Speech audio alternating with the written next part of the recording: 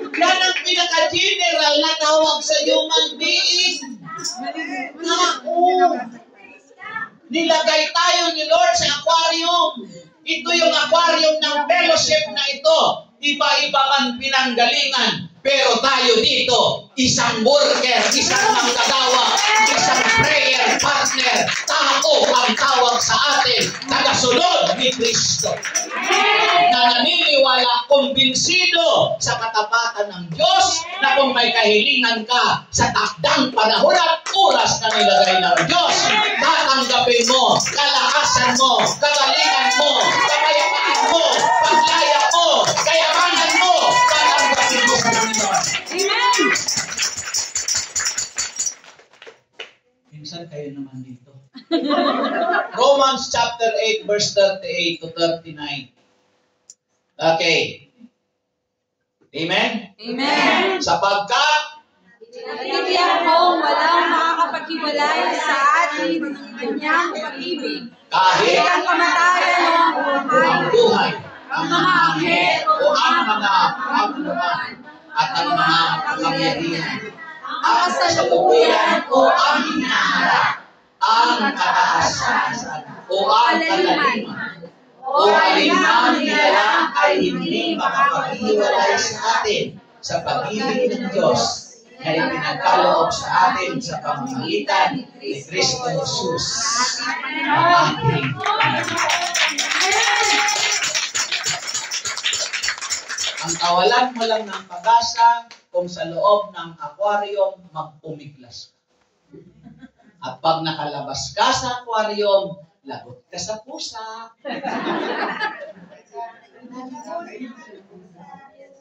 Yes, maagap ang pusa sa isda. Amen. Bilang tao at Kristiyano, prayer partner, pag lumabas ka sa aquarium ni Lord, lagot ka sa demonyo. Amen. Lalapain ka nito. Dahil sabi ng Bible, Satan is like a roaring lion. It's looking someone to devour. Hindi to divorce, hindi yung mga divorcean. Para siyang liyong umaatungal na naghahanap ng masisila. Pag lumabas ka dito, kaya pakisabi sa katabi mo, katabi, nunca kang lumabas. Sa huli na yung ka, sabi niya, ka nang lumabas. Nunca kang lumabas. The word nunca, never. Don't attempt na lumabas. Hindi naman ako, Brad, nag-a-attempt na lumabas. Pero yung mga pa-absent mo na walang dahilan, nag-a-attempt ka ng lumabas. Kaya may mga kwento nga dito sa akin, Brad, dati yan, worker, dati. Ang tanong ko, bakit naging dati? Ano na nang naging present? Dati, Brad, dito sa atin yan, uma-attend. Dati. Ngayon, ano na ang kanyang kalagayan? Doon na, Brad, nag-attend sa iba. Sabi naman kasi niya, wala naman daw ipinag-iba yan. Wala namang ipinag-iba. Pero bakit ka lumabas? Yes. Kasi, Brad, nasa loob.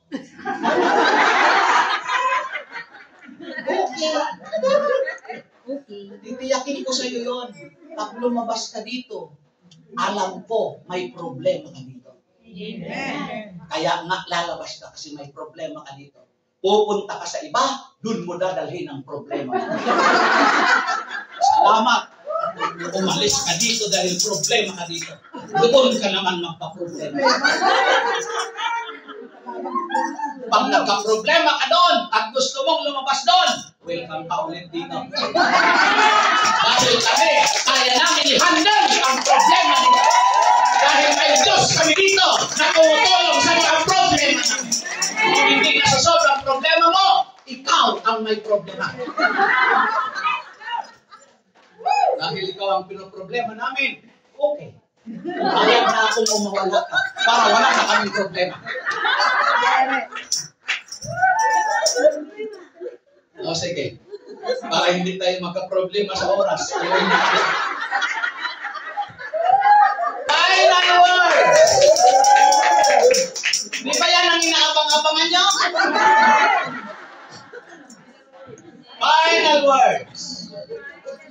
Are we ready to change our mind?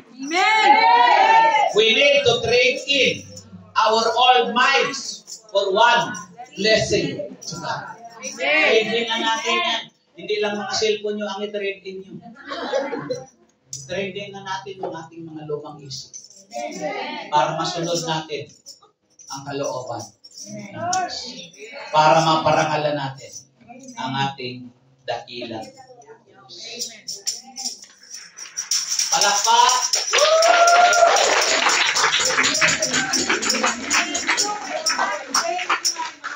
Sabihin nyo nga. Renew my mind, O Lord. Hindi ba parang pasigaw? Yung palambing kay Lord. 1, 2, 3, go. Renew my mind, O Lord. Pero ayaw nyo pa man tumayo.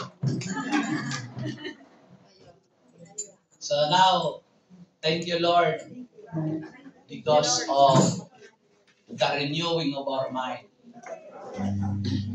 into a Christian mind. You're so good, God. Lord, continue to renew our mind. One of the most important part of our body, of our life, is our mind.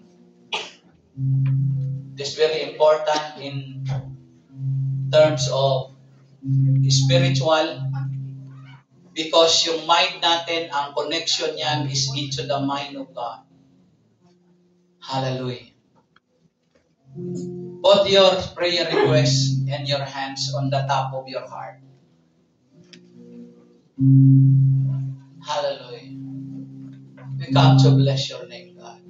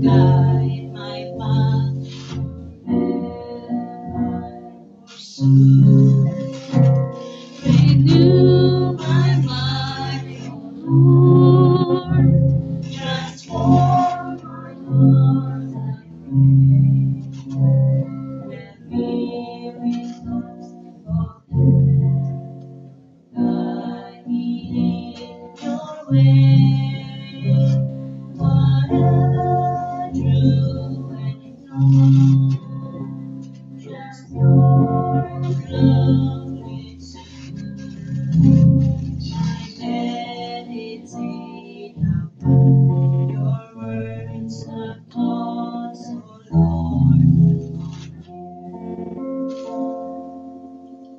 Lord, renew my mind. Lord, refresh my thinking. Lord, I need your truth. Lord, I need your cleansing. For your truth will set me free. Now I know your thoughts are higher. Please renew this mind on me. Hallelujah. Hallelujah. Continue, Lord, to renew our mind and refresh it, our thinking. We need your truth. Kami lumalapit sa iyo ngayon. Nagpapakumbaba mula ang aming isipan at puso. Alam namin, O Diyos, na walang mangyayari kung magmamataas kami.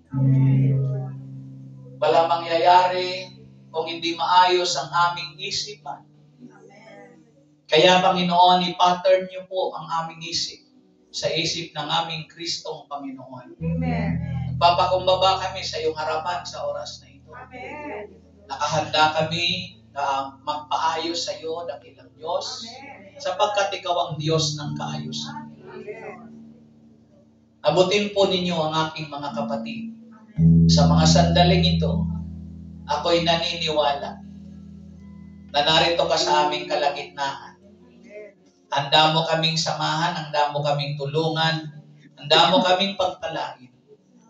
At inaangkin ko, Lord, itong aming hawak kamay, mga prayer request, mga bagay, bag, wallet, lahat ng hawak ng aming kamay sa pangalan ni Jesus, sa iyo pinagkakatiwala ko.